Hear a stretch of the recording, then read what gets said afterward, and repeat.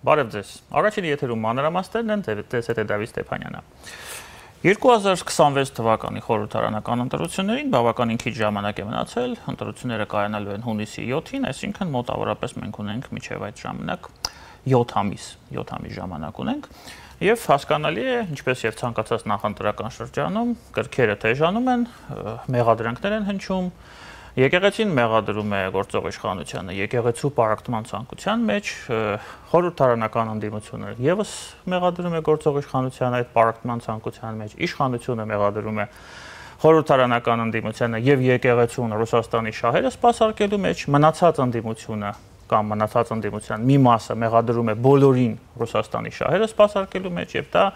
երևի թե կարող էր հնարավոր էր վերաբերել ամենը նորմալ դիտարկվել, եթե մենք չգտնվեինք շատ կարևոր մի փուլում, որը բավականին նեգատիվ կոնոտացիաներ ունի եւ այդ ամենը սկսվել է պատերազմից հետո։ Մենք շարունակում ենք փաստացի գտնվել չհայտարարված պատերազմի պայմաններում, մենք չունենք խաղաղության պայմանագիր, չնայած մենք գտնվում ենք խաղաղության ճանապարհի վրա։ Այս բոլոր պայմանները եւ նախապայմանները թելադրում են մեզ գոնե ինչ որ առումով միասնության փորձ։ Եվ այդ միասնության փորձը ես օրինակ դիտարկում եմ, որ մենք կարող ենք դեպի դա գնալ այդ ընտրությունների ժամանակ։ Այս եւ այլ կարևոր հարցերի շուրջ մենք այսօր խոսելու ենք հանուն հանրապետության կուսակցության նախագահ Արման Բաբաջանյանի հետ։ Բարև ձեզ, պարոն Բաբաջանյան։ Բարև ձեզ։ Պարոն Բաբաջանյան, ինչպես եք դուք պատկերացնում մեր ժողովրդի հայերի կոնսոլիդացիան այս շրջանում։ Արդյոք մեզ այդ կոնսոլիդացիան անհրաժեշտ է եւ արդյոք բոլորը խոսում են պարակտման մասին, բոլորը խոսում են կոնսոլիդացիայի մասին, բայց փաստացի աշխատում են հակառակ ուղղությամբ։ Ձեր մոտեցումը որն է որպես քաղաքական ուժի ղեկավար։ Գիտեք, այդ շատ վերամբարձ ցանկություններ են, կոնսոլիդացիա, միավորում, միասնականություն, բոլորս էլ հասկանում ենք դրա կարևորությունը, բայց պիտի հասկանանք ինչ առանցքի եւ ինչ նպատակների եւ ինչ իղձերի ու երազանքների շուրջ պիտի լինի այդ միավորումը։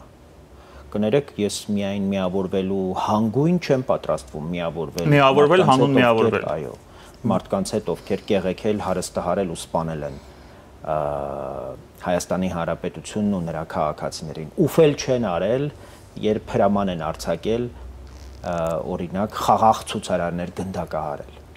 Այդ մարդիկ միջև հիմա էլ չեն զղջացել իրենց կատարած հանցագործությունների համար եւ պատասխանել չեն տվել, դա էլ վրադիր։ Ես կարող եմ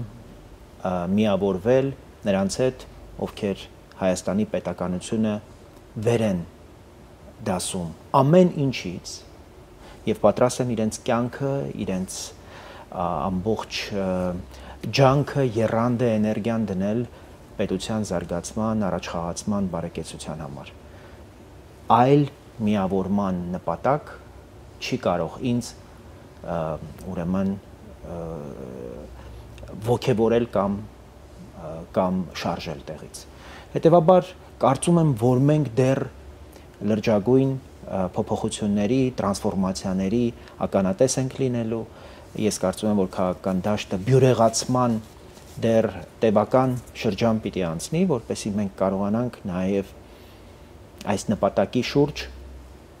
հնարավորինս լայն կոնսոլիդացիա կարողանանք ապահովել եւ ընդհանրապես մեր քաղաքական միջավայրում տեղ չունենան այն քաղաքական ուժերը, ովքեր կփորձեն այլ քաղաքական շահեր բերել դրսից եւ այլ նպատակներ փորձել պարտադրել անթակույց եւ սքողված, որտեվ ինչ որ ուժեր են գալիս բոլորովին այլ կարգախոսներով, բայց իրական նպատակները հո մենք գիտենք։ Մեր ձևով ինչ որ գործարաններ, ինչ որ ճանապարհներ, դպրոցներ, հոսանքի սակագներ եւ այլն, բայց այդ ամենի հետևում մենք գիտենք, թե ինչ բարքեր են եւ ինչ հասկացողություններ եւ ինչ սկզբունքներ են։ Ի վերջո մենք չենք կարող թույլ տալ, որ մեր պետությունը իր ունեցած համեստ ձեռքբերումները այդպես նվիրաբերի կայսրության երախին։ Վերջին 7 տարվա համեստ ձեռքբերումներ։ Այո, ես կարծում եմ, որ այո, մեր ժողովրդի ի վերջո նաև շատ մեծ կորուստների եւ արհավիրքների գնով ձեռք բերված կարևոր իրողություններ են, որոնք այսօր Հայաստանին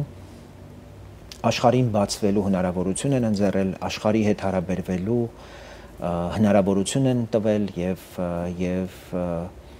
վայ մեզ, եթե մենք այս հնարավորությունն ու այս պատուհանը չկարողանանք արժանիորեն օգտագործել։ Դուք խոսում եք ներքին կյանքի պարակտվածության, միասնականության մասին։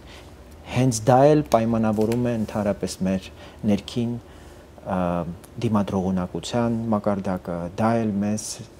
առհասարակ հնարավորություն է տալիս արտաքին քաղաքական դաշտում քիչ թե շատ ավելի ուժեղ գտնվել, ասել, որ մենք կարող ենք ուժեղ լինել արտաքին քաղաքական դաշտում, երբ մենք այսպիսի բսկտված ու պարակտված ներքին քաղաքական պայմաններում ենք, կարելի է ասել, որ կարող ենք ասել, որ բան չենք խոսում, որովհետև ամեն ինչ պայմանավորում է ներքին կյանքը։ Եթե մեր օրգանիզմը, մեր առողջական համակարգը ամբողջությամբ մեր օրգանները ախտահարված են եւ մեր պետության ինստիտուտները դիմակայուն չեն եւ չեն ներդաշնակությամբ ուրեմն գործում, մենք չենք կարող արտաքին ճակատում հաջողությունների հույս ունենալ։ Այս իմաստով այն ձեռքբերումները, որ մենք ունենք, դեռևս մնում են անկայուն, դեռևս մնում են խիստ հեղեղուկ վիճակում եւ քանի դեռ մենք դրանք չենք կարողացել ներքին կյանքում ամրապնդել ինստիտուցիոնալ հիմքերով, կայուն պայմանավորվածություններով եւ չենք կարողացել ամրապնդել անհրաժեշտ քաղաքական միջավայրի փոփոխություններով, ուրեմն դրանք մնում են չափազանց փխրուն եւ մշուշոտ։ Դրանց կայուն տեսք տալու համար առաջիկա ընտրությունները կարծում եմ հնարավորություն են, որպեսզի մեր քաղաքացիները, մեր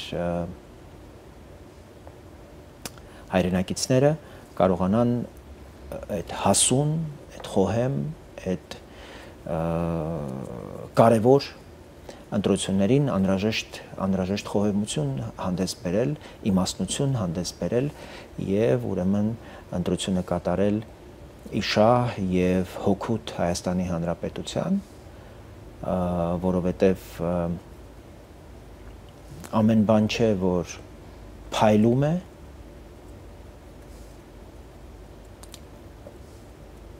քաղցր է եւ անուշ։ Մեզ հիմա մի ահռելի մենյու են առաջարկում գեղեցիկ փաթեթավորումներով եւ արտակարգ լոզունգներով եւ ուրեմն վերնագրերով մեր խնդիրն է հասկանալ խորքը եւ սթափ գնահատել իրավիճակը, որովհետեւ պետությունն էլ, իշխանությունն էլ բավարար ջանք չգործադրեցին այս 7 տարիներին, որպեսզի առավելապես պաշտպանեն նաև այն քաղաքացուն, որի ուսերին մնաց նաև այս ընտրություններում ժողովրդավարության պաշտպանության, պետականության պաշտպանության հիմնական բեռը։ Մինչդեռ ինչ պիտի աներ իշխանությունը, նախորդին Մայա Սանդուի հետ էր հանդիպում Հայաստանի վարչապետը, ոչ թե պետք էր հանդիպել, այլ պետք էր խնդրել դասախոսություն կարդալ Հայաստանի վարչապետին, Հայաստանի իշխանություններին, թե ընդամենը 3 տարում ինչպես է ռուսական այդ ամբողջ աղբը, հա, իր քրեական էլեմենտներով, օլիգարխիկ ահռելի կեղտոտ փողերի արկայությամբ, մեդիայի եւ դեզինֆորմացիայի այդ ահռելի ուրեմն հարցակումներով, պատերազմի հիբրիդային այդ ամբողջ գործիքակազմով դրանք արկա էին եւ դրանք ընդամենը 3 տարում հնարավոր եղավ այնպես չեզոքացնել, որ երկու ընտրություն տեղի ունեցավ ընդամենը շատ կարճ ժամանակահատվածում, երկուսն էլ Մոլդովան կարողացավ դիմակայել արժանիորեն իշահ այդ երկրի պետականության հարատևության եւ ապագայի։ Մոլդովան ինքնին մեզ համար հաջողության պատմություն է, միևնույն ժամանակ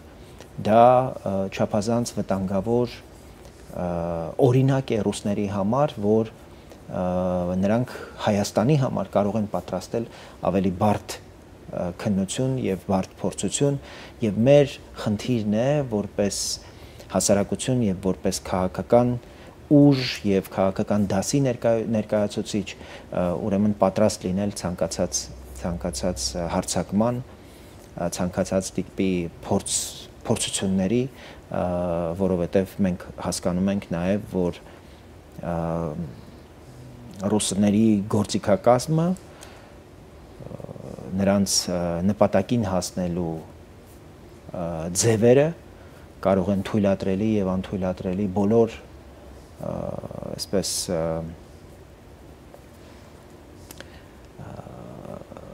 գործողության եւ քայլերի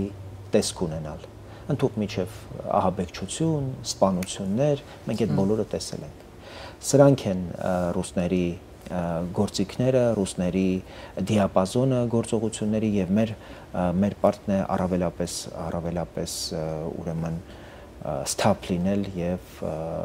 որևէ վարքյան չկորցնել զգոնությունը հնարավոր ուրեմն սպառնալիքների առջև։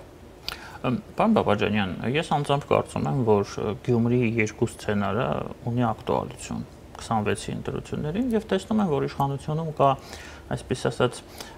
բավականին լավատես են նրանք այս առումով եւ այդ վտանգը կարծես թե հաշվի չեն առնում, որ դա կարող է կրկնվել։ Ընդհանուր առմամբ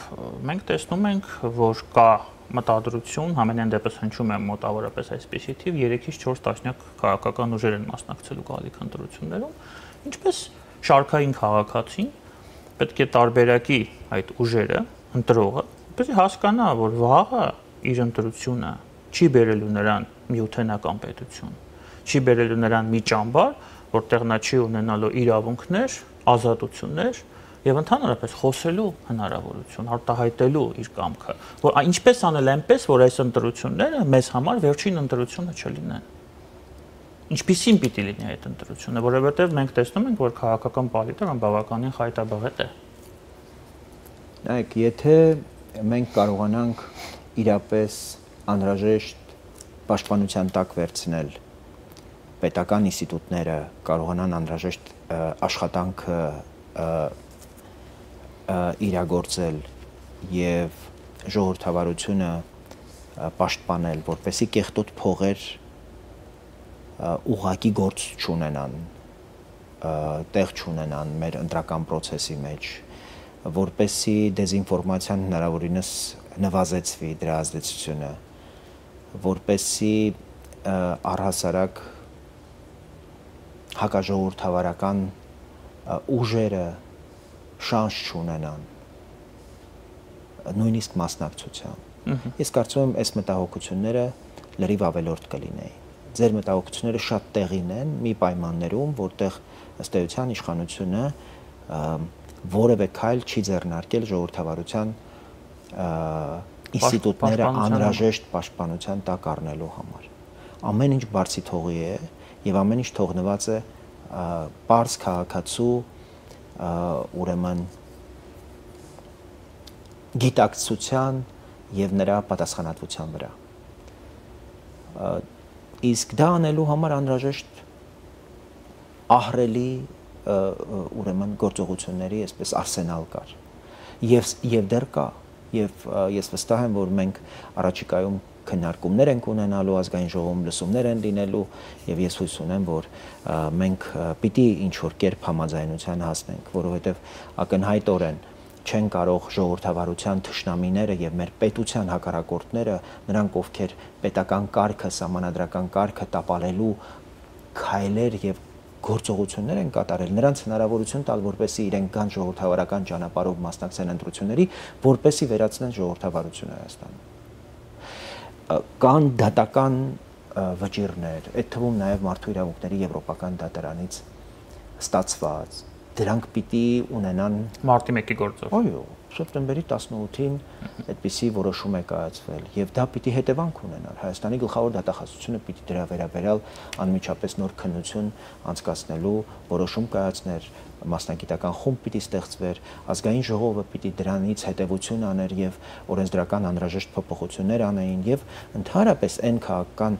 ուժերին եւ անհատներին, ովքեր այս կամ այն կերպ աֆիլիացվում են այդ քաղաքական ուժերի հետ, նրանք չպիտի ընդհանրապես նրանց նույնիսկ թույլ տրվեր մասնակցելու այս ընտրություններին եւ եվրոպական մի շարք օրինակներ կան, մենք կարող էինք հանգիստ հղում անել դրանց եւ ուրեմն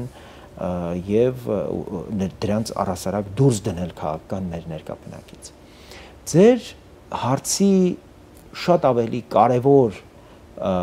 մասը առնչվում է արխայինությանը իշխանության։ Մենք նախորդին հանդիպում էինք առաջատար եվրոպական լրատվամիջոցների եւ նրանք ասում էին, որ իշխանության հետ հանդիպումներում տեսել են չափազանց այսպես հանգիստ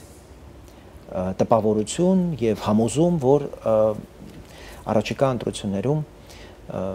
մեծամասնություն վերցնելու նույնիսկ խնդիր չի տեսնում իշխանությունը։ Շատ լավ, ես ընդհանրապես չեմ ուզում քննարկել իրենց լավատեսությունը եւ ես իրենց փաստաբանը չեմ, բայց խնդիրը հետեւյալն է. մենք որպես քաղաքական ուժ հանդես ենք գալիս ընդդիմափոխության օրակարգով։ Մեր խնդիրն է որակը մեր քաղաքական միջավայրի փոխել առաջին հերթին ընդդիմությամբ եւ ընդհանրապես քաղաքական օրակարգ բերող մշտապես եղել է ընդդիմությունը։ Խորհրդարանին վերադարձնել իր իրական ֆունկցիան։ Գործող ընդդիմությունը երբեք այդպես էլ չկարողացավ օրակարգ թելադրել, գործող ընդդիմությունը չափազանց կանխատեսելի է եւ իր նպատակների մեջ եւ իր ցանկությունների մեջ եւ այդ իմաստով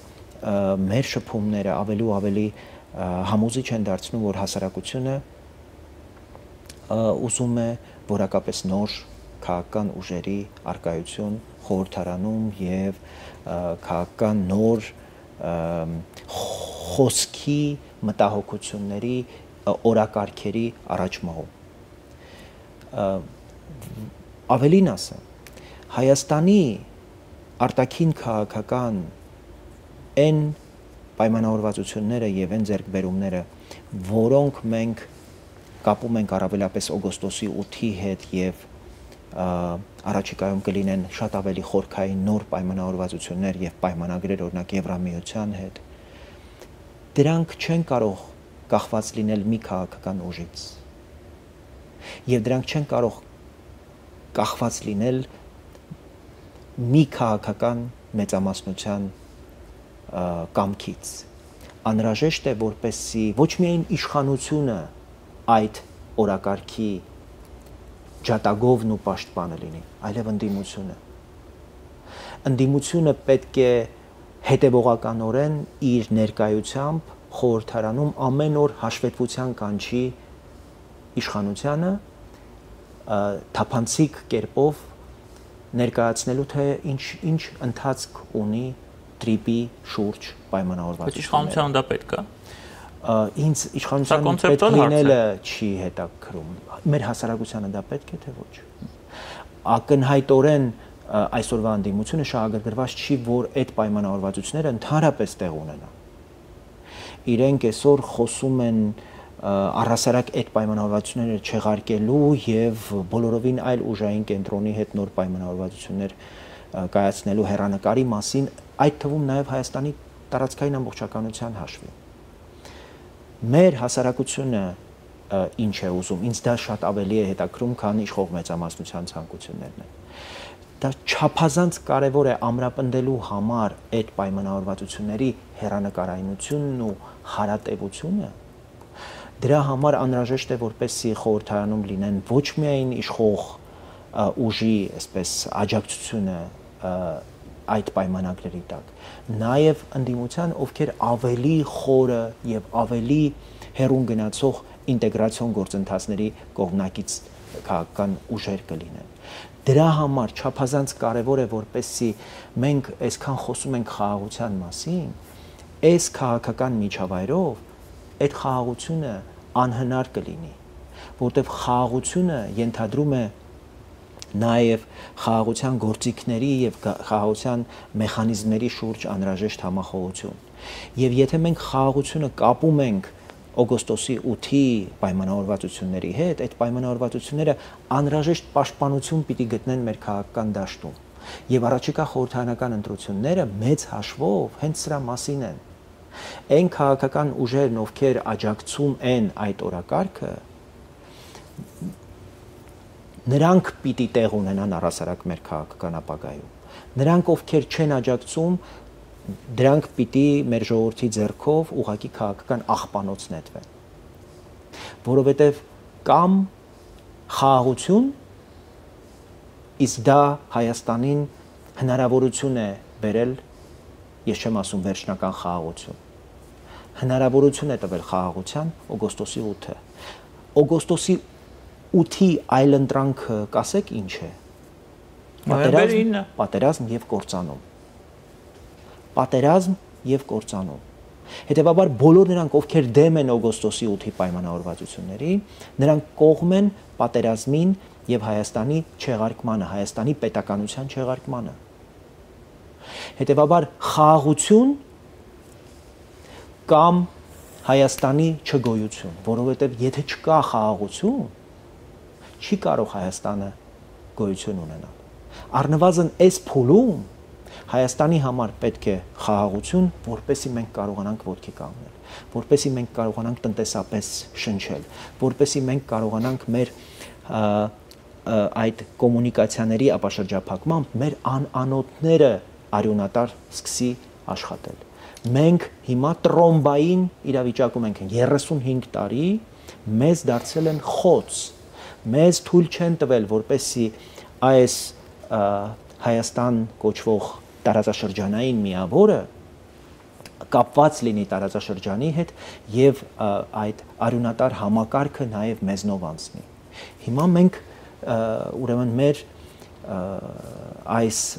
կարևոր ֆունկցիան վերականգնելու հնարավորություն ունենք։ Դա անհնար է, եթե մենք ներսում չունենանք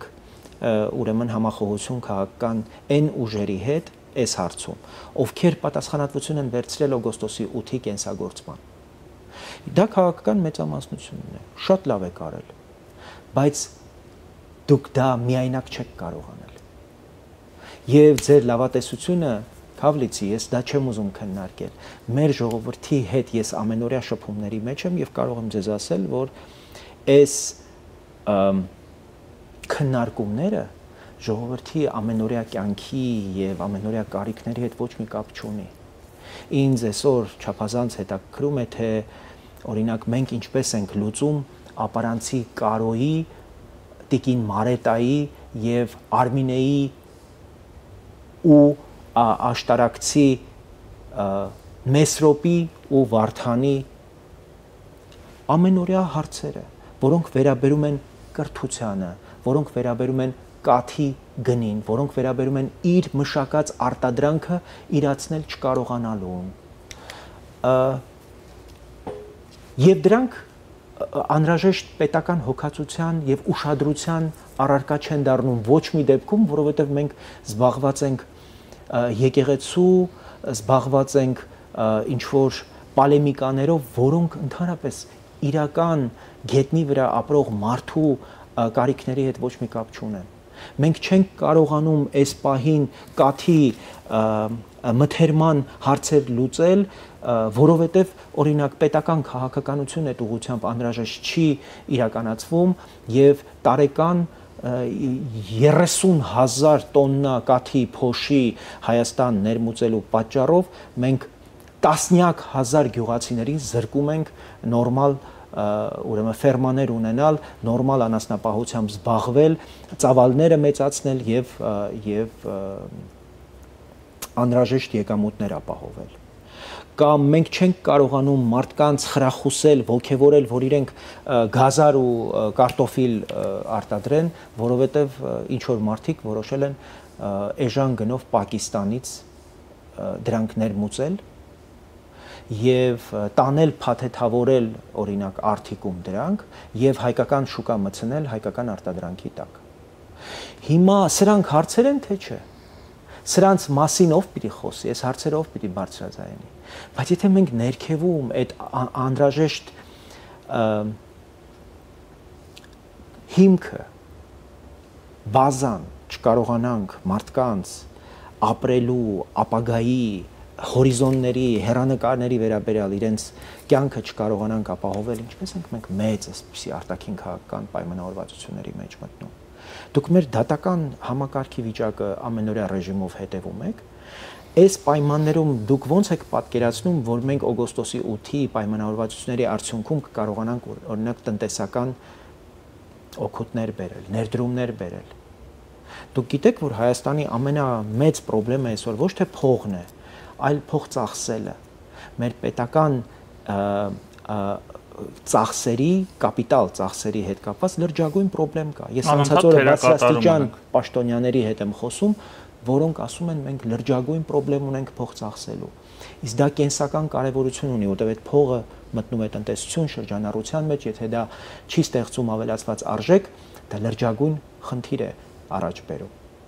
Եվ այս հարցերը օրինակ շատ ավելի ինձ համար ակտուալ հարցեր են, քան այն ինչ հրապարակի վրա կա, որտեվ չի նվազեցվել այն գումարը, որ մենք պիտի վերադարձնենք օրինակ եվրոպացիներին հաջորդ տարի։ 1 միլիարդը մենք պիտի վերադարձնենք։ Բա մենք ո՞նց ենք նոր գումարների համար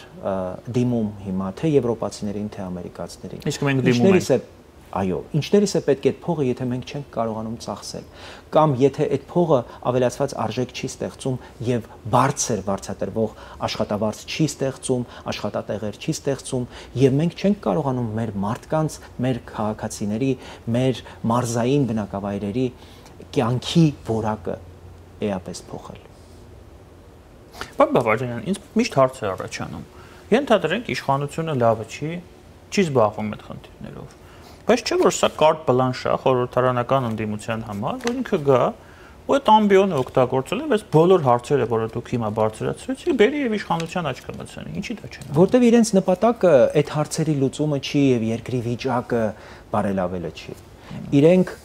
ռևանշիստներ են եւ իրենք թիրախավորել են հայկական պետականությունը եւ ժողովրդավարությունը։ Իրենք ուղղակի հաշտ չեն այն օրից, երբ մանդատը տրվել իրենց եւ իշխանություններին, այդ օրից իրենք պատերազմ են հայտարարել Հայաստանի պետականությանը եւ որոշել են, որ իրենք պիտի ոչ մի օր 5 տարվա ընթացքում պիտի հաշտ չպիտի լինեն այդ արդյունքների հետ ընտրությունների, որ արձանագրվել է 2021 թվականին եւ պերմանենտ պիտի Բայց դա իրենց չի խանգարել մանդատները վերցնել եւ հայտարարել խորհրդարանում։ Եվ աշխատավարձ ստանալ ամեն աստծո օր այդ միլիոն եւ ավել գումարները ստանալ եւ օգտվել պատգամավորական։ Օրինակ Վրաստանում ընդդիմությունը գնաց այլ ճանապարհ։ Ուղղակի մանդատները չվերցրեցին։ Եվ իրենք էլ կարող էին ցանկացած պահի վայր դնել մանդատները, արժանապատվություն գոնե ունենալ, հա, ոչ թե փալասի պես ամեն ամիս գնալ աշխատավարձ ստանալ եւ ուրեմն անպագորգոր ելույթներ ունենալ։ Այս հարցերը չափազանց կարևոր են, այդ թվում նաև ես կարծում եմ, որ անհրաժեշտ մի հասունություն էլ պետք է եւ իշխանությունները եւ եկեղեցին իր մեջ պիտի գտնեն, առաջիկայում շատ ավելի լուրջ զարգացումներ են մեզ սպասվում, որովհետեւ տեսնում ենք, որ սրվում են եւ իշխանության տրամադրությունները եւ մենք հակառակ կողմից տեսնում ենք ավելի ու ավելի իրավիճակը սրելու ուրեմն փորձեր են արվում լավ է որ եկեղեցում իմ կապերը առնվազն դրա մասին են վկայում արդեն ձևավորվում է հոգեվորականների անհրաժեշտ խումբ, որոնք այլևս հասկանում են, որ այսպես հնարավոր չի շարունակել։ Ինքնամաքրման ունեցած տվյալներով եւ իմ համոզմամբ այս հարցը պիտի լուծվի եկեղեցու ինքնամաքրման հույս կա, որ չի կարող մենք չենք կարող թույլ տալ, որ եկեղեցու նկատմամբ այսպես արտաքին հարցակման միջոցով փորձեր արվեն իրավիճակը հաղթահարել։ Եկեղեցին ինքը իր մեջ պիտի գտնի այդ առողջ հատիկը եւ պատասխանատվությունը պիտի վերցնի իր վրա։ Ի վերջո եպիսկոպոսներ կան։ Շատ խոհեմ, շատ հավատացյալ։ Տեսեք, հասարակությունում շատ վտանգավոր նարատիվներ են տարածվում հայտնի ուժերի կողմից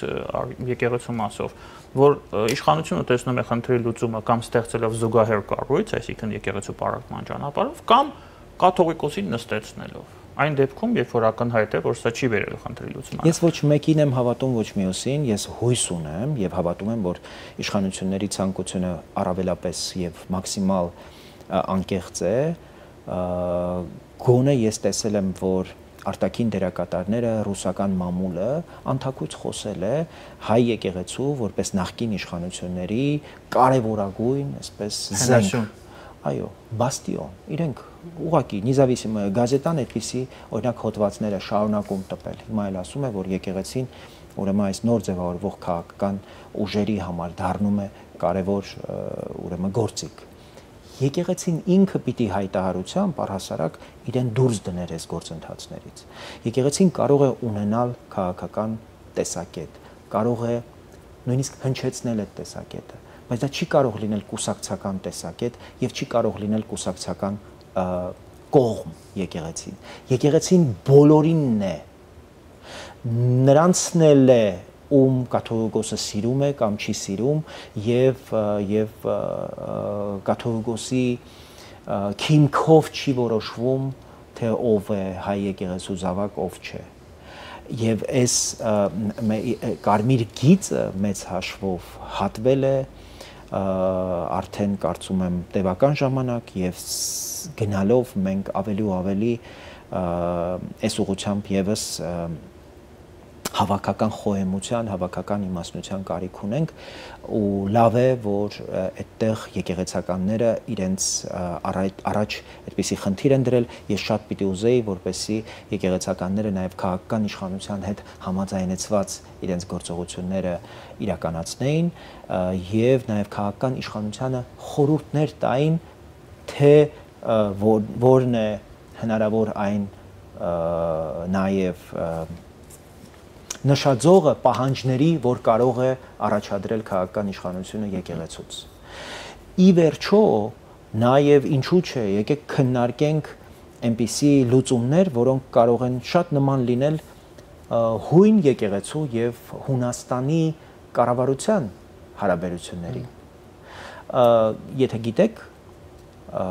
հույն եկեղեցին մշտապես խնդիր է եղել պետականության համար։ Եվ ինչպես է լուծվել հարցը։ Պետությունը սկսել է աշխատավարձ վճարել։ Հույն ուղղափառ եկեղեցու բոլոր հոգևորականներին, պետությունն է վճարում իրենց աշխատավարձը։ Եվ եթե այս կռիվը մեծ հաշվով ունի նաև նյութական եւ տնտեսական առիթ եւ պատճառ, դրանք էլ պիտի հաղթահարվեն։ Եվ ինչու՞ չէ Հայաստանի Հանրապետությունը, Հայաստանի կառավարությունը կարող է Հայաստանի ներսի թեմերի եւ հոգեվորականների աշխատավարձը վերցնել իր վրա։ Այդ թվում նաեւ այն եկամուտը, որ ստացվում է եկեղեցու, դա անցնի պետության ուրեմն բյուջե։ Հասկանալի է։ Պարոն Բաբաջանյան, եւ մեր զրույցի վերջում մի փոքր խոսենք զուտ արտաքին քաղաքականության մասով, կարծիք կա մտավախություն կա մեր երկրի ներսում, որ օգոստոսի 8-ը այդ նախագիծը, օգոստոսի 8-ի թրիպը շատ վտանգավոր է, քանի որ կախված է մեկ մարդու քմահաճույքներից, որը այդ քմահաճույքներով հայտնի է, արդեն մտել է պատմության մեջ։ Արդյոք այդպիսի մտավախություն կա եւ դուք կիսում եք այդ մտավախությունը եւ արդյոք այս լուծումը, այս խնդրի, եթե այդ խնդիրը արկա է, հնարավոր չէ եւ անհրաժեշտ չէ լուծել Եվրոպական միության ներգրավումով այս նախագծի մեջ։ Նախ ասեմ, որ այն անձը, ում դուք նկատի ունեք, տևական ժամանակ ամեն այսպես իր խաղաղասիրական ջանքերի շրջանակներում, ասուլիսի ընթացքում, լրագրողների հետ հանդիպումների ժամանակ մշտապես վկայաբերում է հայ-ադրբեջանական հակամարտության կարգավորումը որպես իր ամենակարևոր ձեռքբերում։ Երկրորդ, տրիպի ուղղությամբ ամերիկյան շահագրգռությունն ու նախաձեռնողականությունը եւ արագությունը ինձ զարմացնում է։ Ամերիկացիները այդպես երբեք չեն աշխատում։ Մենք ես անձնապես կարող եմ ձեզ հավաստիացնել, որ ամերիկացիները չափազանց մեծ շահագրգռություն ունեն օր առաջ կյանքի կոչելու այս պայմանավորվածությունները, որովհետև այդտեղ ունեն ահռելի տնտեսական շահեր։ Ինձ հուսադրողը հենց այդ շահերն են տնտեսական, որոնք կարող են երաշխավորել, որ քաղաքական պայմանավորվածությունները կլինեն հաստատուն եւ կայուն եւ տևական։ Այդ տնտեսական շահերը մեր տարածաշրջանից դուրս են։ Ոչ, տնտեսական շահերը ուղիղ մեր տարածաշրջանի հետ կապ ունեն եւ կապ ունեն այն միջանցքի հետ, որով անցնելու է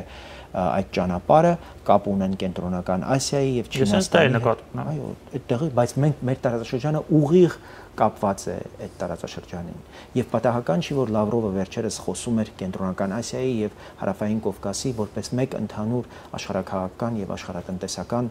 միավոր։ Սա է ընկալումը աշխարհի եւ Միացյալ Նահանգների մեր տարածաշրջանի վերաբերյալ։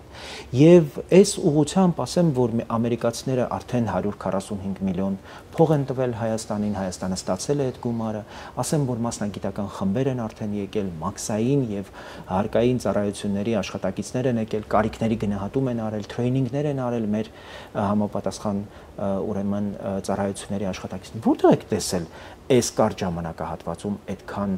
առաջ գնալ։ Ավելին ասեմ, դուք ասում եք եվրոպացիները, Մարագոսը Սյունիքում հայտարարում էր, որ Եվրոպական միությունը պատրաստ է ամբողջ ծախսը իր վրա վերցնել։ Ինչ որ Հայաստանն ու Միացյալ Նահանգները կպայմանավորվեն ճանապարհի հետ կապված, խաղաղության հետ կապված, եվրոպացիները պատրաստ են դրա տակ ստորագրել։ Բայց այդ բոլորի իրականացման, կենսագործման համար անհրաժեշտ է քաղաքական համախոհություն եւ համաձայնություն։ Մենք ներսում պիտի սրա շուրջ ունենանք վերջնական ընկալումներ, վերջնական ըմբռնումներ եւ մանդատ, որ սա Հայաստանի ժողովրդի որոշումն է եւ դա չպիտի լինի միայն իշխանության որոշումը, դա չպիտի լինի միայն գործող մեծամասնության որոշումը, անկախ նրանից նրանք մեծամասնություն կվերցնեն խորհրդարանում թե չեն վերցնի։ Չափազանց կարևոր է, որ սա լինի իշխանության եւ ընդդիմության համատեղ նախագիծը, որտեղ սա որոշելու է Հայաստանի ապագան եւ սա որոշելու է Հայաստանի լինել չլինելու հարցն է սրանից կախված։ Դեպ ասեմ, որ առաջիկա օրերին Հայաստան է գալու Թրամփի որդին։ Սա էլ որպես նորություն ձեր եթերաժամի համար, որը տնտեսական նախագծեր է բերելու Հայաստան եւ քննարկումներ է ունենալու տեխնոլոգիական ուրեմն ձեռնարկությունների հետ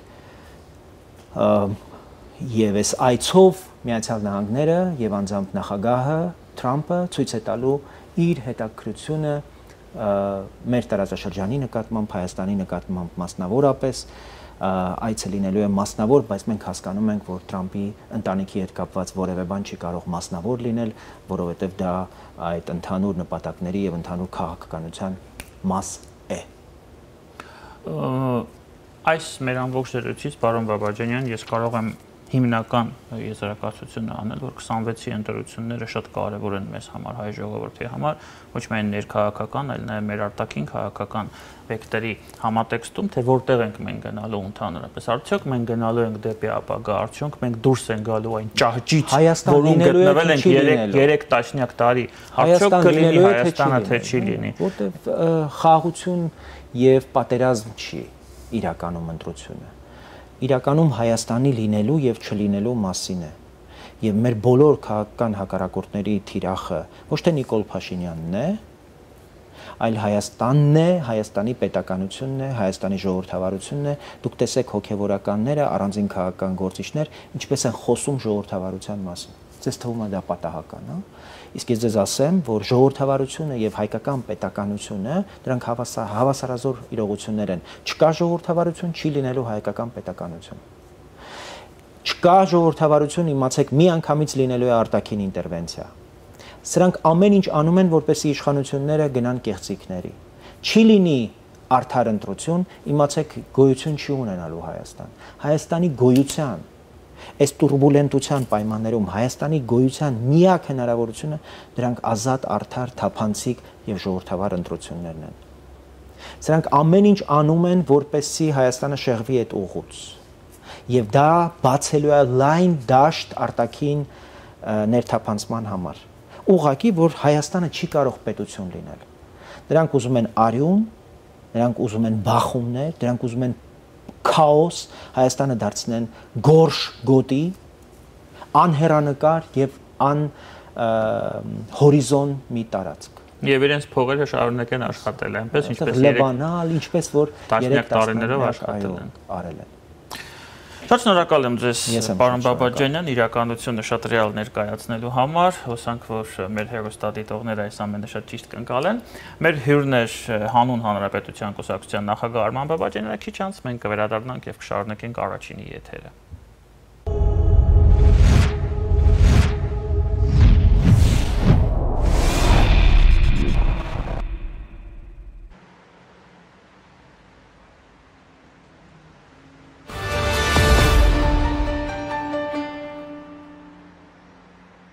Ջերուսման սեզոնին ընթരാճ մեծ ակցիա իդեալ համակարգում։ Իդեալ համակարգը ներկայացնում է նոր խնայողության բանաձև։ Ջերուսման ամբողջական խնայող համակարգ, գումարած 100,000 դրամ արժողությամբ սերտիֆիկատ, բաժանած 18 ամիսների հավասար է 0% տոկոսադրույք։ Այսինքն ձեռք բերելով Ջերուսման ամբողջական խնայող համակարգ մատչելի գնով ստանում եք 100,000 դրամի սերտիֆիկատ իդեալ համակարգի կողմից։ Իսկ վճարումը կարող եք կատարել ապառիկ 18 ամիս առանց որևէ տոկոս վճարելու։ Կան տարբերակներ, կա իդեալական տարբերակ։ Մանրամասները idealsystem.am Իդեալ համակարգ 28 տարի դեպի կատարելություն։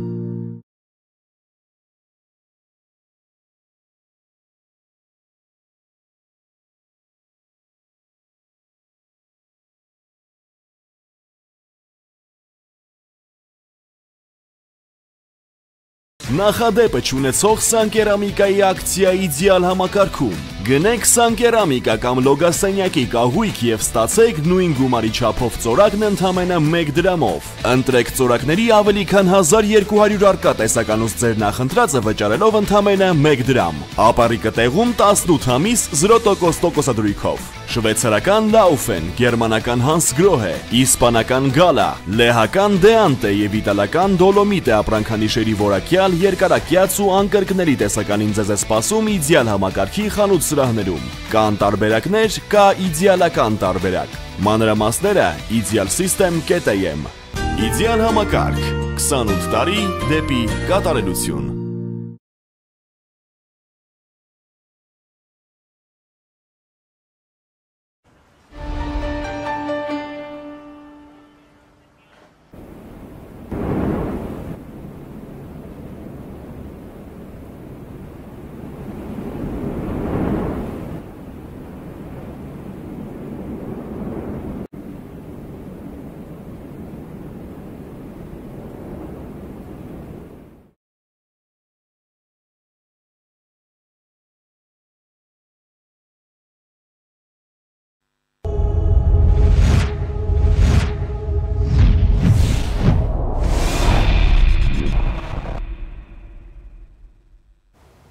Մեր եթերը շարունակվում է տեսակապով, մեզ ԱՄՆ Մասաչուսեթս նահանգից է միացել ԱՄՆ Մասաչուսեթսի Stonehill College-ի պրոֆեսոր Աննա Օհանյանը։ Բարև ձեզ, Տիկին Օհանյան։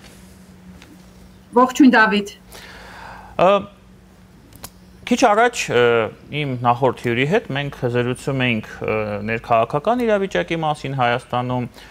եւ շատ կարեւորվեց այն պայմանավորվածությունները, որը ձեռք է բերվել օգոստոսի 8-ին Վաշինգտոնում, եւ իրականում ես էլ այս հարցում որևէ տարընթերցումներ նրա հետ չունեմ, մենք հասկանում ենք, որ թրիփը այդ գործընթացը, որի սկիզբը դրվել է օգոստոսի 8-ին, շատ կարևոր է մեզ համար եւ մեզ համար ճանապարհ է բացում ոչ միայն դեպի խաղաղություն, այլ դեպի ընդհանուր զարգացում։ Այո, ինչ խոսք այստեղ կան վտանգներ, բայց հնարավորությունները շատ ավելի շատ են, եթե մենք համեմատենք իրավիճակը 21, 22, 23 թվականի հետ, երբ որ կային միայն ռիսկեր, մարտահրավերներ, բայց չկային հնարավորություններ։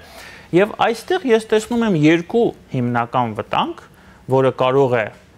վտանգ իրենից ներկայացնել այս գործընթացի համար։ Մեկը դա ներքաղաքականն է, որի հետևում կանգնած են արտաքին քաղաքական գործողները, Ռուսաստանը կոնկրետ, եւ որը կարող է տեղի ունենալ 26 թվականի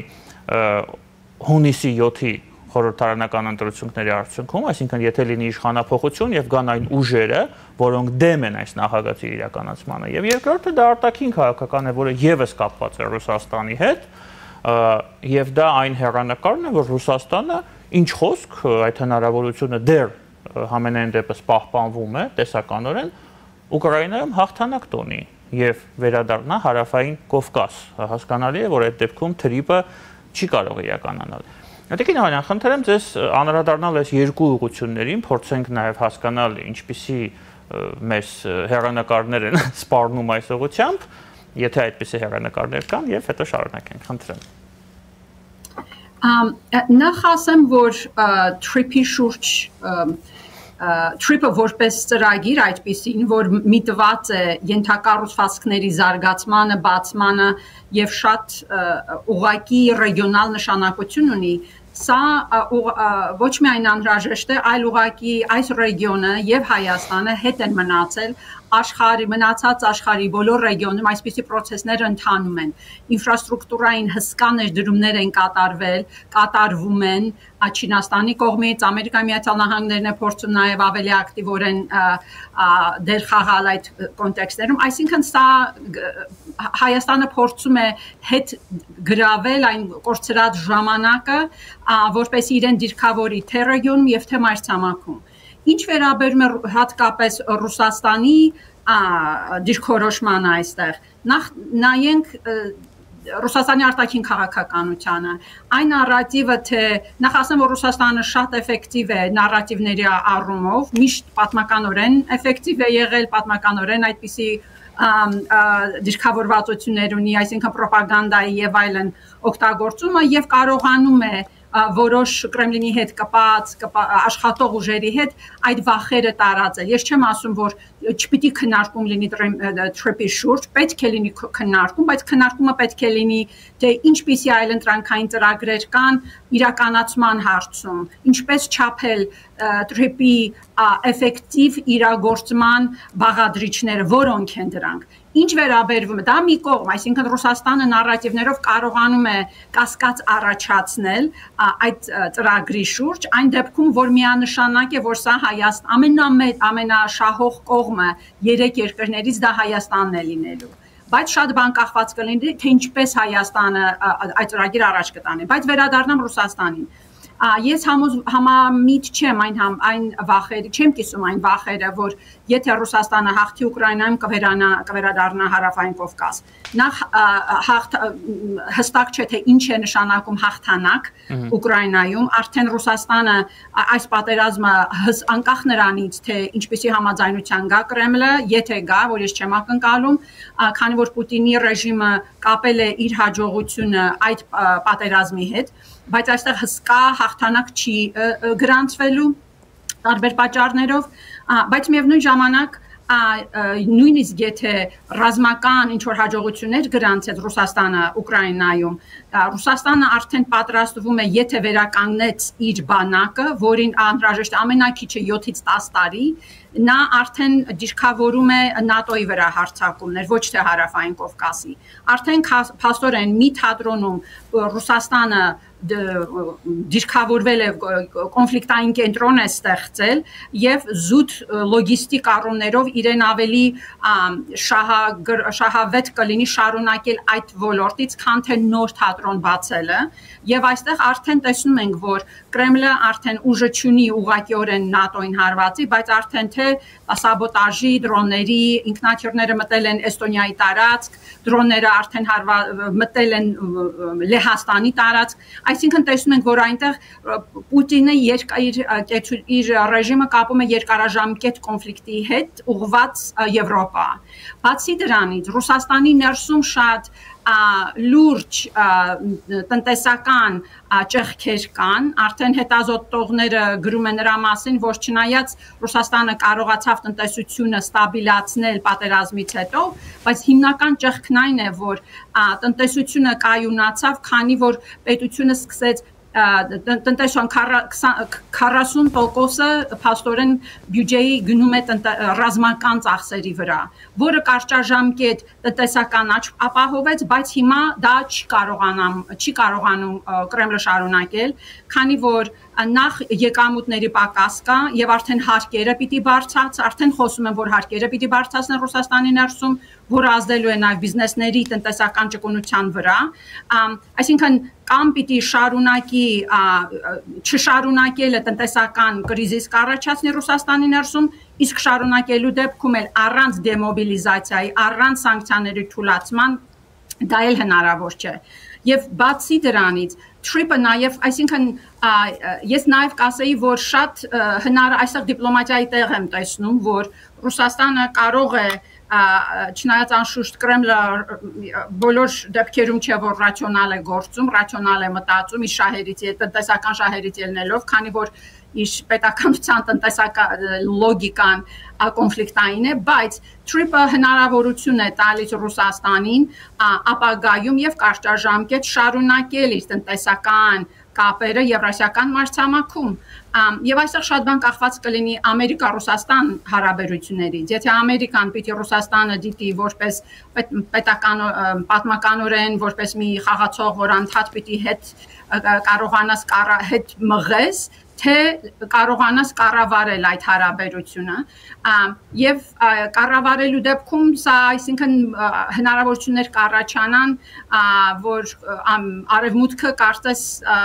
չսեղմի Ռուսաստանին շատ եւ թողնի տնտեսական ինչ որ ճկունություն, բայց անշուշտ շատ բան կախված կլինի, թե Պուտինը ինչպես կբանակցի։ Այսինքն TRIP-ը ես ավելի եմ կարևորում դա որպես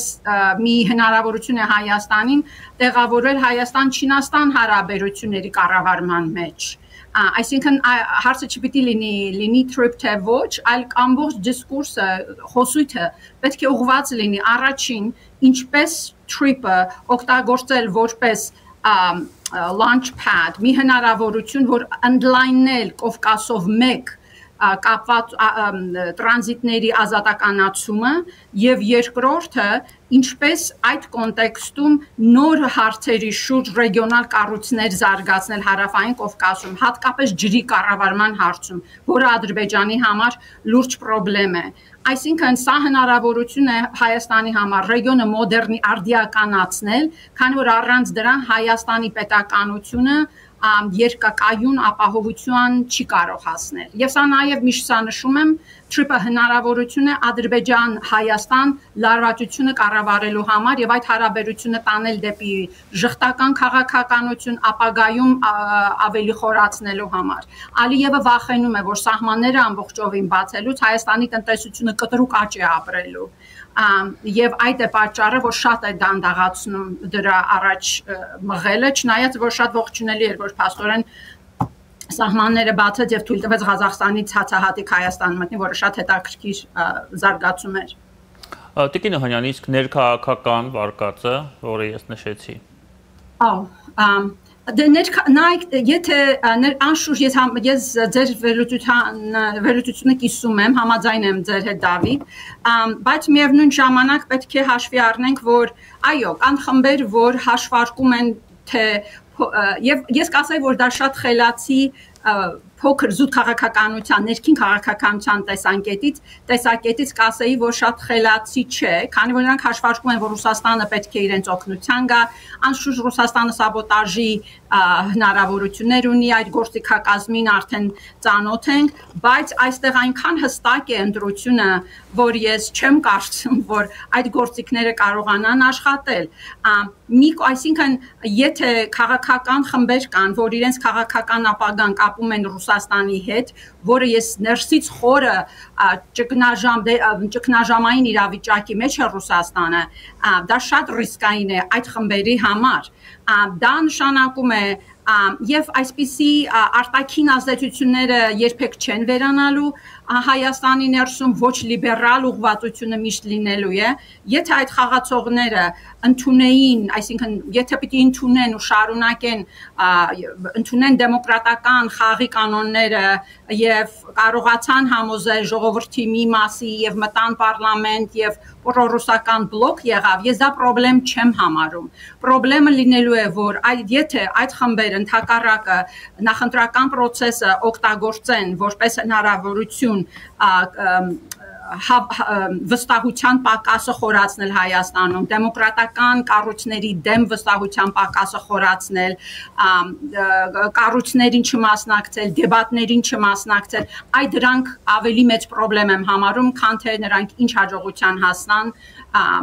ընտրությունների ժամանակ։ Եվ այստեղ ընդհանրապես, այսինքն այն քաղաքական ուժերը, որ առաջ են, որ ջատագով են Թրիփի խորացմանը, որը մի հստակ կոնկրետ դուռ է բացել Հայաստանի պետականության ապագայի համար, արդիականացնելու համար, Հայաստանը թվային այս մրցավազքի մեջ տեղավորելու համար գլոբալ մակարդակում, այսինքն այնքան առավելությունները շատ են, որ քաղաքական խմբերը, որ դա առաջ են ուզում տանեն, նրանք ասելու շատ բան ունեն եւ դիսկուրսի խոսույթի որակը պետք է ուղղակի բարձրացնել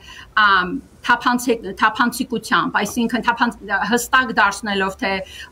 որոնք են ռիսկերը այս ծրագրի դեմ աշխատելու համար Ռուսաստանի պոչը բռնելու եւ հիմնական ռիսկն այն է, որ արդեն Հայաստան իր պատմությունից գիտի այն ռիսկերը, թե պետականության համար կոռուպցիայի խորացումը, Լեռնային Ղարաբաղի կոնֆլիկտի կառավարման այս էթնիկ զտումով վերջանալ, այսինքն ռիսկերը այնքան հստակ են ու ցցուն են, որ ներքին քաղաքական դաշտում ասելու շատ բան ունեն Թրիփը եւ խաղաղությունը առաջ տանող քաղաքական կուսակցությունները, բայց հետաքրքիրն այն է, որ պրոռուսական խմբերը կամ այն խմբերը, քան թե այնքան իրանք էլ շատ բան, այսինքն հնարավորություններ ունեն դիսկուրսի որակը բարձրացնելու, եթե ուզեցան խաղի կանոններով խաղալ, այդ Թրիփի դրական բացասական կողմերը քննարկել, թե ինչպես ավելի էֆեկտիվ իրականացնել, դա այդտեղ պիտի դիսկուրսը հիմա ուղղված լինի, եթե ցանկացած երիտասարդ դեմոկրատիա, երբ որ անցում է կատարում ավտորիտարիզմից դեպի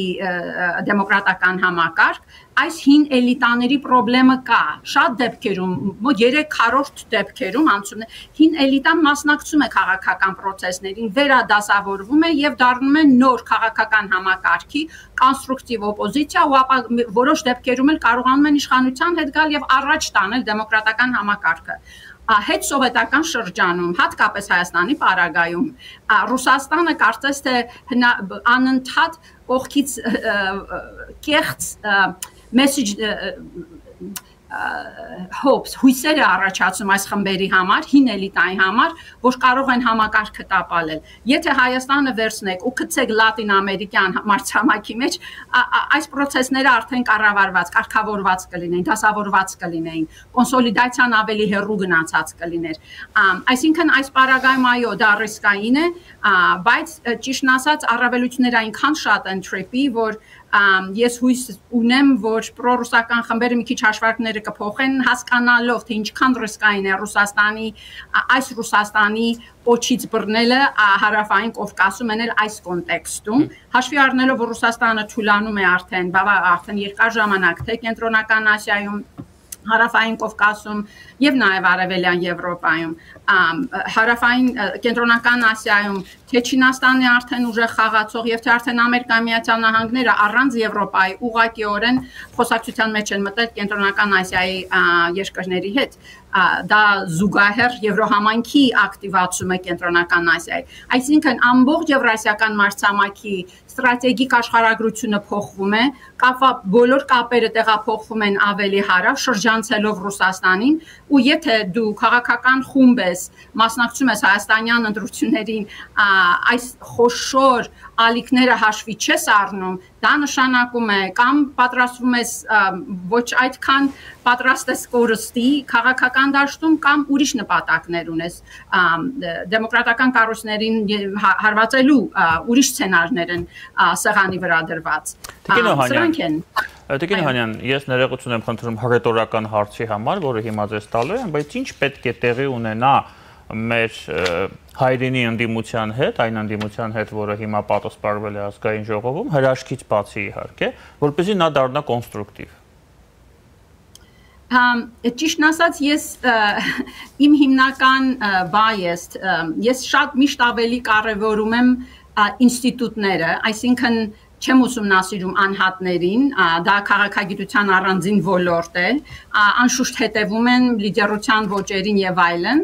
բայց ընդհանուր առմամբ կառույցներին եմ կարևորում։ Եվ շատ լավ հարց եք տալիս։ Ինձ թվում է, որ Ռուսաստանի շարունակական անկումը ուշ թե շուտ հաշվարկների փոփոխություն կառաջացնի, ես հույս ունեմ ավելի ռուսամետ խմբերի մեջ, որ կսկսեն տեղավորվել Հայաստանի ներսում տնտեսական այս հսկա փոփոխությունների կոնտեքստում իրենց, եւ այնքան հարցեր կան, որ խոշոր կոնստրուկտիվ օպոզիցիան կարող էր վերցնել, տեղական կառավարման թուլությունից սկսած մինչև սոցիալական հարցեր, շատ են հարցերը, պակաս չկա հարցերի այս օպոզիցիոն խմբերին տեղավորվելու համար։ Այդ թե ինչ պետք է լինի, դա ինձ թվում է, որ երկու բան, առաջինը Ռուսաստանի շարունակական անկումը, եւ ես ինչպես ասեցի, չեմ ակնկալում Ռուսաստանը պիտի Ուկրաինայում հաղթի ու վերադառնա, նախ հաղթանակը հստակ չի լինելու, ծախսը շատ է, նույնիսկ եթե ռազմի դաշտում հաջողություններ գրանցեց եւ բացի այդ Ռուսաստանը Պուտինի Ռուսաստանը տեղավորվում է Եվրոպայի վրա կոնֆրոնտացիայի լարվածությունը այդ ուղղությամբ է շարժվելու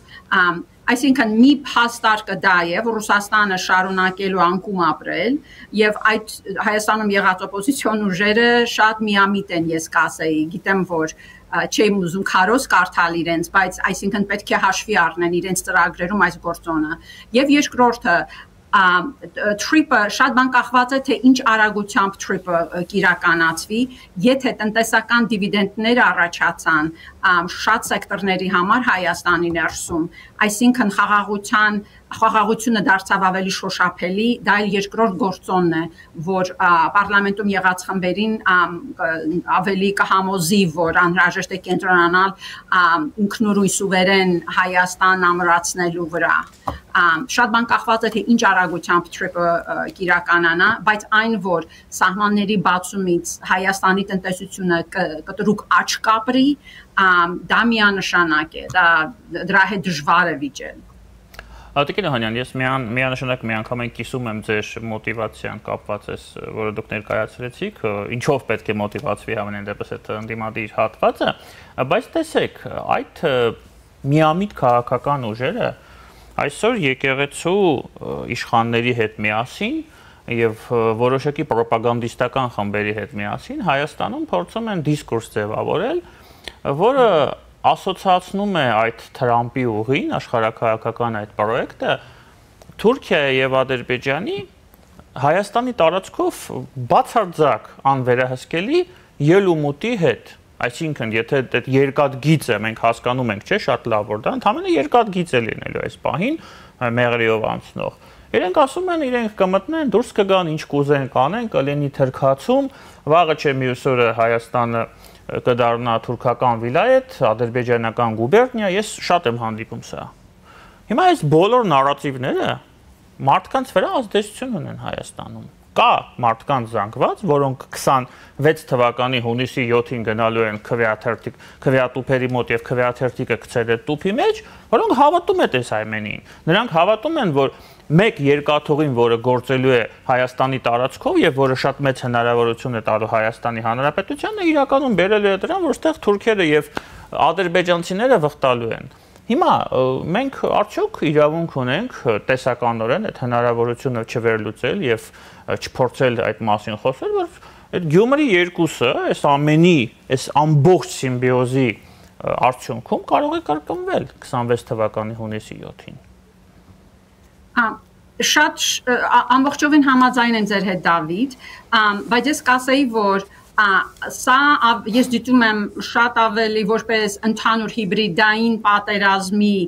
մի մաս, քան թե զուտ ուղված trip-ին, նույնիսկ եթե trip-ը չլիներ, ուրիշ ծրագիր լիներ, ուրիշ երկրի հետ սա արվեր, այսինքն դա վախեր գեներացվելու էին, ստեղծելու էին հակա այդ նախաձեռնության, անկախ նրանից ինչ նախաձեռնություն էր։ Ուրեմն ինչպես եթե այդ տեսանկյունից եք նայում այդ հիբրիդային պատերազմի կոնտեքստում, ապա անհրաժեշտ է ուղղակի ուսումնասիրել անշուշտ Մոլդովայի փորձը, ուրիշ երկրների փորձը, եւ այստեղ Հայաստանի կառավարության կոմունիկացիոն ստրատեգիան շատ կարեւոր է, ինֆորմացիայի պակաս չպիտի լինի, շատ բաց, թափանցիկ պետք է քննարկումները լինեն, եւ չքաշվել այդ անհատականացված, բևեռայնացված դիսկուրսի մեջ,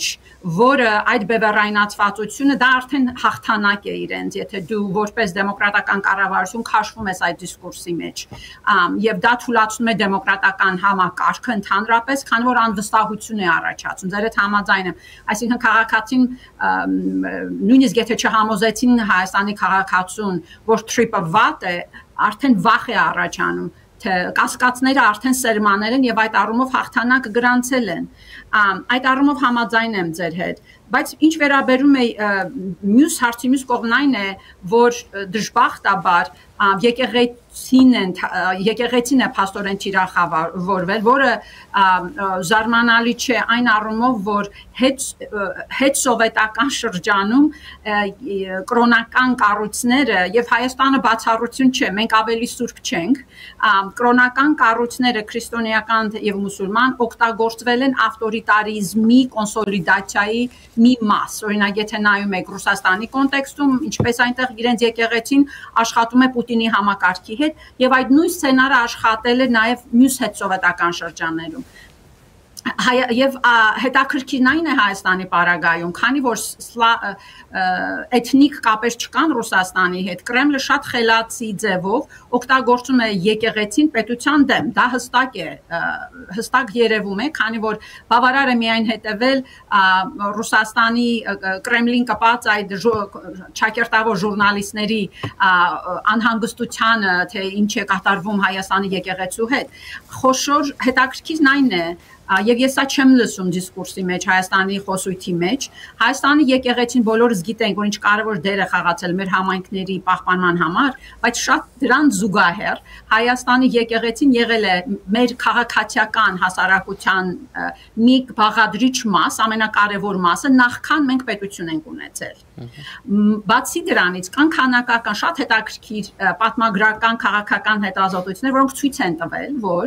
այն հետսովետական շրջանում այն երկրները, որ ավելի արագ լիբերալիզացիայի ճանապարհը բռնեցին, Հայաստանը, Վրաստանը, Ուկրաինան, դրանք նաև այն երկրներ էին, որ նախասովետական շրջանում ավելի բարձր գրագիտության տեմպեր ունեին։ Իսկ Հայաստանի պատմության մեջ այդ գրագիտությունը ապահովել են շատ կարևոր մասը եղել մեր եկեղեցին է այդ գրագիտությունը ապահովել։ Այսինքն նախքան սովետական համակարգը կլանեց Հարավային Կովկասը եւ Հայաստանը, մեր եկեղեցին բոլորովին ուրիշ որակ է ունեցել եւ կտրուկ դեր է խաղացել Հայաստանի լիբերալիզացման, ինքնակառավարման պաշտպանության համար։ Եվ եթե եկեղեցին կարողացավ հասնել հիմիկվա եկեղեցին կարողացավ հասնել նրան, որ ժողովրդի մեջ թիրախավորեց կամ եկեղեցին կամ դեմոկրատիան, դա հսկա կորուստ կլինի թե եկեղեցու համար, թե Հայաստանի դեմոկրատիայի համար։ Այսինքն այս մանրունքը պետք է նաև բացատրվի ժողովրդին կամ գոնե քննարկման առարկա դառնա, որ ժողովուրդը ինքը հասկանա, որ Հայաստանի պետությունը խնդրեմ չունի եկեղեցու հետ, ընդհակառակը շատ սիներգիկ պետք է լինեն կապերը, հաշվի առնելով, որ այո, եկեղեցին ավելի պահպանողական կառույց է, բայց դա նաև մեր քաղաքացիական հասարակության մասն է։ Հիմա ուղղակի դա ոչ լիբերալ խաղ է վարում եւ ուղղակի հարց է թե ինչ որ բոլոր կառույցները լինեն դա քաղաքական կուսակցությունները, լինի դա եկեղեցին, լինեն դրանք համալսարանները, դպրոցները, Հայաստանի ուժը որպես պետություն շատ է կախված այդ բոլոր կառույցների ամրությունից։ Եվ ռեֆորմների տարբեր ձևեր կան, ես չգիտեմ թե այդ ոլորտի մասնագետ չեմ, թե եկեղեցի ամրացումը, ռեֆորմը Հայաստանի եկեղեցու ներսում որտեղից պիտի լինի, թե եղած եկեղեցականները կարող են իրենց այդ ռեֆորմը առաջ տանել եկեղեցու ներսում։ Կարծես թե ոչ այս պարագայում, բայց չի ասի, որ հնարավոր չէ, ուղղակի չգիտեմ։ Այսինքն քո հարցը, ձեր հարցը Դավիթ շատ կարևոր է, որ այդ հիբրիդային պատերազմ է փաստորեն ընթանում, եւ այստեղ պետք է ուղղակի մտածել, որոնք են հիմա ապացուցված ամենաէֆեկտիվ հիբրիդային պատերազմի դիմակայելու ձևերը։ Սա նոր խնդրեմ չէ եւ չի էլ վերանալու դրսից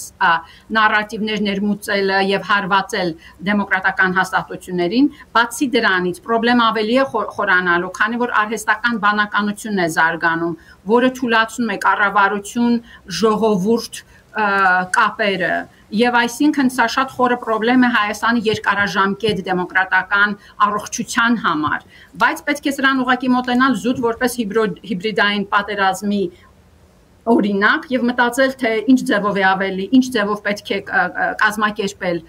այս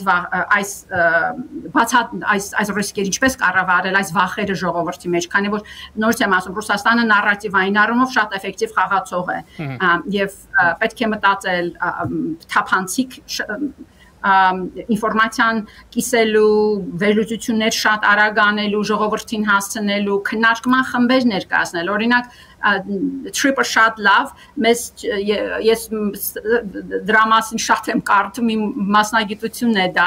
անընդհատ եմ կարդում, բայց սովորական հայաստանցին դրա ժամանակը չունի անդադ հետևել։ Ես շատ կկարևորի օրինակ ցանկացած գյուղերում Tripper-ի վերաբերյալ ինֆորմացիոն կենտրոնների միջոցով քննարկումներ կազմակերպել, որը նաև հնարավորություն կտար խորացնել դեմոկրատիան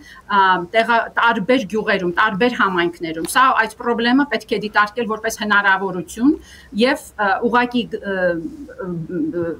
զուտ բացատրական ինֆորմացիոն քննարկումներ կազմակերպել ժողովրդի հետ իրենց վախերը լսելու համար։ Այդ թվում նաեւ նրա համար, որպեսզի մարդիկ չկարծեն, որ այդ երկաթողով, որ Tripper-ի շրջանակներում անցնել է Հայաստանի տարածքով, massայական ադրբեջանցիների եւ թուրքերի ներմուծում է լինելու Հայաստանի Հանրապետության տարածք։ Տիկին Օհանյան, եւ մեր զրույցի վերջում եւս մեկ առարկայական հարց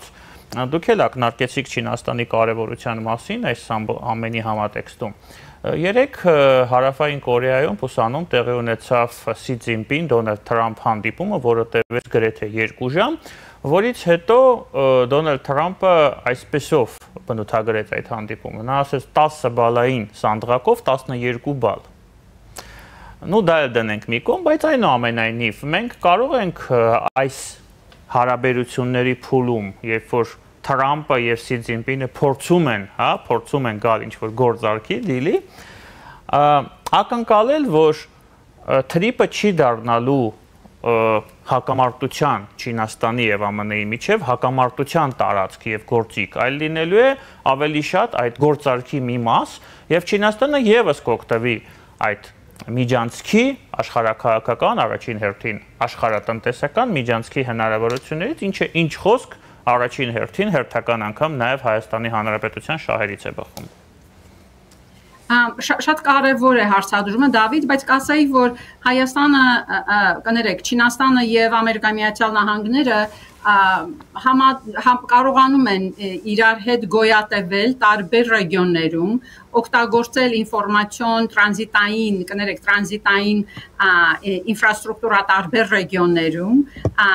եւ այսինքն ես դա խնդրեմ չեմ տեսնում այն առումով որ արդեն Վրաստանի միջոցով կապ կա, Իրանի միջոցով կապ կա, Հայաստանից եկող ճանապարհը դիվերսիֆիկացնելու է Հարավային Կովկասով տարանցիկությունը դա է դրա նշանակությունը, որը ռեգիոնալ կարևորություն ունի։ Այո, Ամերիկայի Միացյալ Նահանգները հետաքրքրված է այս ճանապարհով, քանի որ եթե Չինաստան-Ամերիկա հարաբերությունները լարվեցին ու եթե Թայվանը այնտեղ կոնֆլիկտ եղավ, եթե Ամերիկան փակեց այնտեղ Մալակայի նեղուցը, սա է կարևորվում, բայց ես չեմ ակնկալում, որ Չինաստան-Ամերիկա հարաբերությունները այդ ուղղվածությամբ են գնում, կարծես թե երկու կողմերն էլ հասկանում են մեկը մյուսից կախվածությունը, շատ կտրուկ կախվածությունը, եւ բացի այդ մի շատ հետաքրքիր վերջերս հետազոտություն կարծացի, որ ասում է, որ շատ ոգևորություն կար, որ այս բազմաբևեռ աշխարհամակարգում այս խոշոր գերտերություններից բացի նոր զարգացողներ են մտնում այնտեղ Թուրքիան, Հնդկաստանը եւ այլն եւ Բրազիլիան եւ հիմա երբ որ չափում եք ուժի տարբեր երկրի ուժի ազդեցության միավորներով, պարզվում է, որ ոչ, փաստորեն այս բոլոր խոշոր տերությունները ներսից այնքան լուրջ խնդիրներ ունեն, դեմոգրաֆիկ խնդիրներ, աշխատուժի խնդիրները, նույնիսկ Ամերիկայի ներսում կան լուրջ խնդիրներ, բայց դա էլ հաշվի առնելով Ամերիկայի Միացյալ Նահանգները տնտեսական առումով դեռ մնում է շատ ուժեղ, այսինքն տարբերությունը Ամերիկայի եւ Չինաստանի դեռ մնում է շատ երկար եւ Չինաստանը երևի արդեն կարծես թե իր բարձր մակարդակը հասել է եւ արդեն ավելի մի քիչ անկում արդեն պիտի ապրի։ Այսինքն այդ գերտերությունների լարվածությունը, որ մենք սպասում ենք, չի լինելու եւ աշխարհը կարծես թե այդ լոգիկայից դուրս է գալիս, որ եթե մի տերությունը թուլանում է, մյուսն է կարողանում ազդեցություն առաջ տանել եւ այդ կոնֆլիկտը միշտ ռազմական է լինում, փաստորեն որոշ հետազոտություններ ցույց են տալիս, որ գերտերությունները ներսից շատ թուլացած են եւ դա չի նշանակում, որ այս խոշոր խոշոր կոնֆլիկտներ արդեն չեն լինի հեգեմոնիկ կոնֆլիկտներ, բայց ավելի մանր տեղական կոնֆլիկտներ կարող են լինել, որոնք հիմնականում լինելու են արդյունք այդ ներսի ավտորիտարիզմի, երբ որ պետությունները թուլան, օրինակ Ռուսաստանի հարձակում Ուկրաինայի վրա դա ուժի նշան չէր, դա թուլության նշան էր, որ չես տեսնում Չինաստանը հարձակվի իր հարևանների վրա, այսինքն այդ ներսից թուլացող պետությունները ավելի ագրեսիվ են դառնում, այսինքն բայց ավելի փոքր կարճատև կոնֆլիկտների հնարավորություն են որոշ հետազոտողներ տեսում, քան թե մեծ գերտերությունների միջև պայքար։ Տիկին Օհանյան, հուսանք, որ ձեր բավականին լավատեսական կանխատեսումները եւ վերլուծությունները կարդարանան։ Շատ շնորհակալ եմ ձեզ հետաքրքիր զրույցի համար։ Շնորհակալություն հրավերի համար, Դավիթ։ Մեր հյուրներ, որը մեզ միացել էր տեսակապով ԱՄՆ Մասաչուսեթս նահանգից, ԱՄՆ Մասաչուսեթսի Stonehill College-ի պրոֆեսոր Աննա Օհանյանը, այսպիսին էին այսօրվա մանրամասները, ես Դավիթ Ստեփանյանն եմ, կհանդիպենք։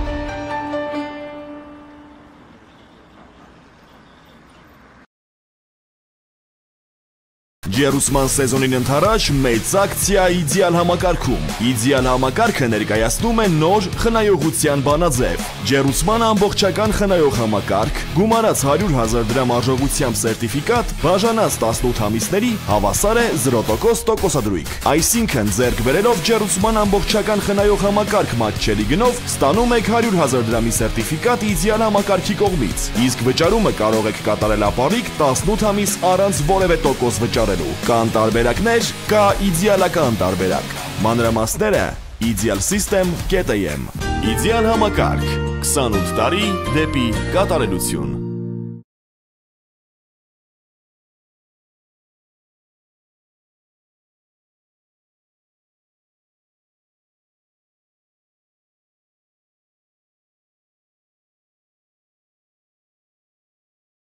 Նախադեպը չունեցող Սանկերամիկայի ակցիա իդեալ համակարգում։ Գնեք Սանկերամիկա կամ լոգասենյակի կահույք եւ ստացեք նույն գումարի չափով ծորակն ընդամենը 1 դրամով։ Ընտրեք ծորակների ավելի քան 1200 արկա տեսականուց ձեր նախընտրածը վճարելով ընդամենը 1 դրամ։ Ապառիկը տեղում 18 ամիս 0% տոկոսադրույքով։ Շվեյցարական Laufen, գերմանական Hansgrohe, իսպանական Gala, լեհական Deante եւ իտալական Dolomite ապրանքանիշերի որակյալ երկարակյաց ու անկրկնելի տեսականին ձեզ է սպասում իդեալ համակարգի խանութ սրահներում։ Կան տարբերակներ, կա իդեալական տարբերակ։ Մանրամասները idealsystem.am Իդեալ համակարգ 28 տարի դեպի կատարելություն։